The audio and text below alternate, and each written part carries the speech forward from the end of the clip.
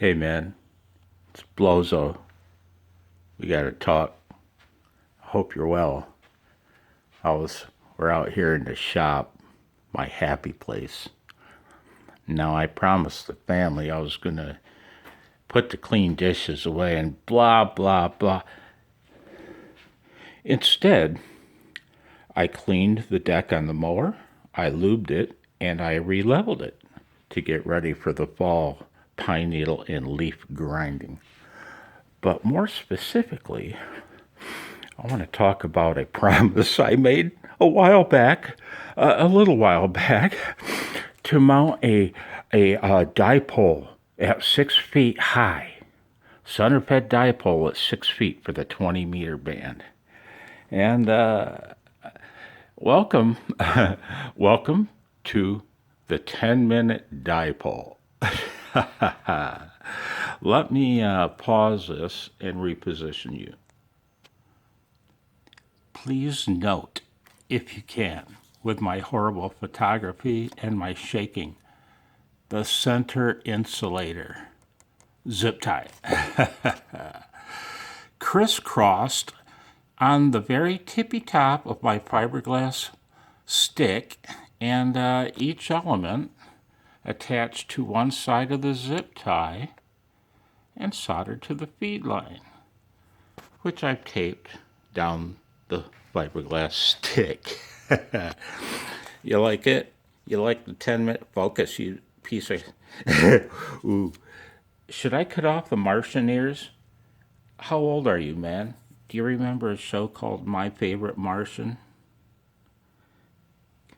Can I fly this out in my backyard in my antenna farm?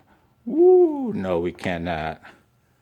We'll apply a sad trimming for aesthetic reasons. Let's go. The 10-minute dipole is built. Let's mount it. I'm going to pause you. The time, 5:19. Hang on. Oh boy. That took longer than I expected because of a visit from the neighbor dog. And we got a little saggage. Let's walk the wire. This is antenna tower alpha. Now I'd like to see the saggage gone. That'll take more time. Center insulator, yeah, boy, we're hanging about 4.5 feet high. And if I put a tension rope on each end, I can get it up higher. Gonna hang on. Okay, that's a little better. Let's walk the wire. Antenna tower alpha, feed point Bravo, antenna tower Zulu.